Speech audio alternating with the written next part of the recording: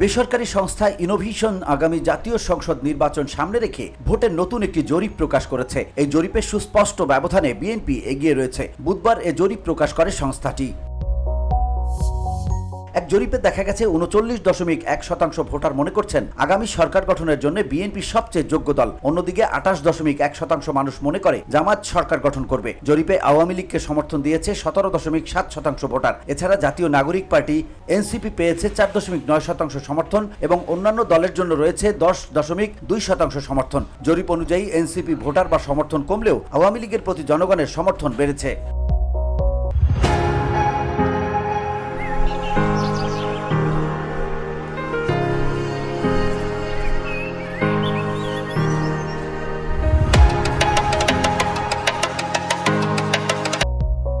বুধবার এক বৈঠকে জরিপের ফলাফল তুলে ধরেন ইনোভেশন কনসাল্টিং এর ব্যবস্থাপনা পরিচালক রুবায়েত সারোয়ার। জনগণের নির্বাচন ভাবনা বিষয়কে জরিপে সহযোগিতা করেছে BRAIN ও ভয়েস ফর রিফর্ম নামের দুটি নাগরিক প্ল্যাটফর্ম।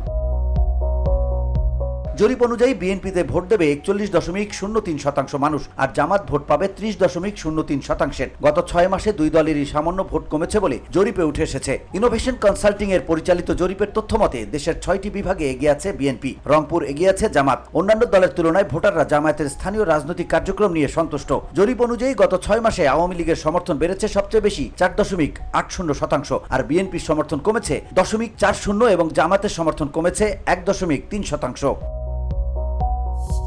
যদি আওয়ামী লীগ আগামী নির্বাচনে অংশগ্রহণ করতে না পারে বা না করে তাহলে বিএনপি জামাত সহ প্রায় সকল দলের ভোট বাড়বে বলে উঠে এসেছে জরিপে। তাদের তথ্য অনুযায়ী যদি আওয়ামী লীগ আগামী নির্বাচনে অংশগ্রহণ না করে তাহলে পছন্দ প্রকাশ করা ভোটারদের মধ্যে বিএনপির ভোট বেড়ে ৪৫.০৬% এবং জামাতের ভোট বেড়ে ৩৩.০৫% হবে। এছাড়া এনসিপি ৪.০৮%, জাতীয় পার্টি ২.০১% ভোট পাবে।